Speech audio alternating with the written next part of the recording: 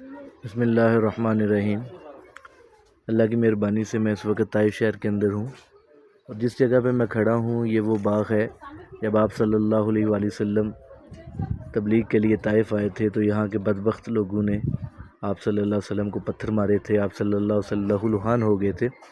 تو یہ جو ایریا آپ کو نظر آ رہا ہے یہ سارا کا سارا آج سے کچھ عرصہ پہلے یہ ایک باغ کی شکل میں تھا، ابھی انہوں نے وہ سارا ایریا صاف کر دیا ہے۔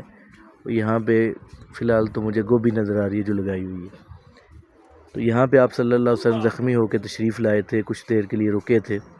تو عتبہ اور شیبہ کا یہ باغ تھا، ان کے غلام تھا، اداس نام تھا اس کا۔ انہوں نے غلام کو بھیجا کہ جاؤ آپ صلی اللہ علیہ وآلہ وسلم کو یہ انگور پیش کرو۔ تو وہ انگور پیش کرنے کے لیے آئے تو آپ صلی اللہ علیہ وسلم نے دیکھ کر فرمایا کہ بھی تم اس علاقے کے نہیں لگتے، کسی اور علاقے کے لگ رہے ہو۔ تو اس نے کہا جی میں نینوا بستی کا رہنے والا ہوں۔ تو آپ صلی اللہ علیہ وآلہ وسلم نے فرمایا کہ اچھا وہی نینوا بستی جہاں میرے بھائی یونس علیہ السلام آئے تھے۔ تو وہ حیران ہو گیا اور وہ کہنے لگا کہ یہ بات تو نبی کے علاوہ کوئی نہیں جان سکتا۔ تو آپ صلی اللہ علیہ وسلم نے فرمایا کہ جس اللہ نے میرے بھائی یونس علیہ السلام کو نبی بنا کے بھیجا تھا اسی اللہ نے مجھے بھی نبی بنایا ہے۔ تو یہ بات سن کے وہ اداس جو ہے وہ مسلمان ہو گیا۔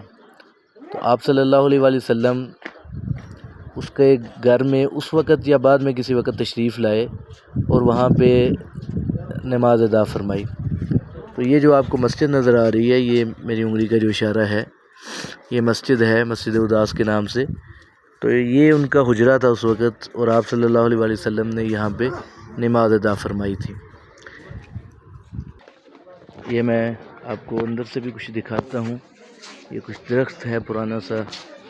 میں ابھی مسجد اداس کی طرف جا رہا ہوں تاکہ وہ بھی آپ دیکھ سکیں۔ اللہ تعالیٰ ہمیں بار بار یہاں پہ آنے کی توفیق عطا فرمائے۔ ایک بورڈ لگا ہوا ہے یہاں بھی مسجد اداس کے بارے میں، یہ پوری تفصیل لکھی ہوئی ہے۔ تو مسجد کی طرف چلتے ہیں۔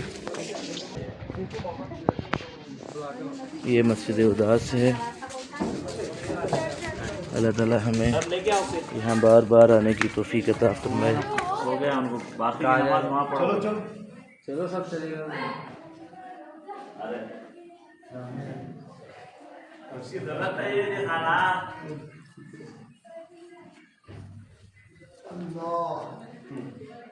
ٹھیک ہے چلو لے کے آؤ۔